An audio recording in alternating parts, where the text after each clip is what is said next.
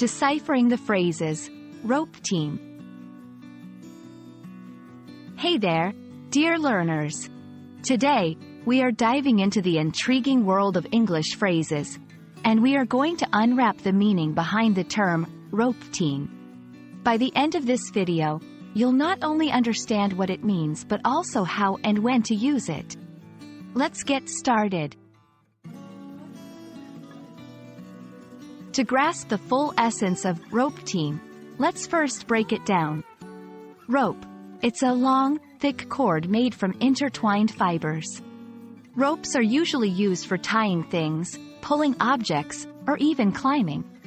Team. This refers to a group of individuals who come together to achieve a common goal. Now, when we combine these words, the picture starts to become clearer. But let's delve a bit deeper.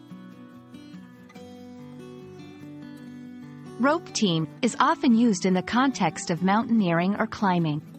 When climbers tie themselves together with a rope for safety reasons while scaling a mountain or traversing a glacier, they form what's known as a rope team. Safety. The primary reason climbers form a rope team is safety. If one climber slips or falls, the others can halt and stabilize, preventing a potential tragedy. Coordination. Being in a rope team requires synchronization. Each member has to be in tune with the other's movements, ensuring smooth progression. To solidify your understanding, here are a few example sentences using rope team. 1. Before attempting to cross the glacier, they formed a rope team to ensure everyone's safety. 2. Being part of a rope team means trusting your teammates with your life. 3. They trained for weeks to perfect their coordination as a rope team. And that's a wrap on rope team. Whether you're an adventure enthusiast or just a curious learner, we hope this explanation sheds light on the beauty and complexity of the English language.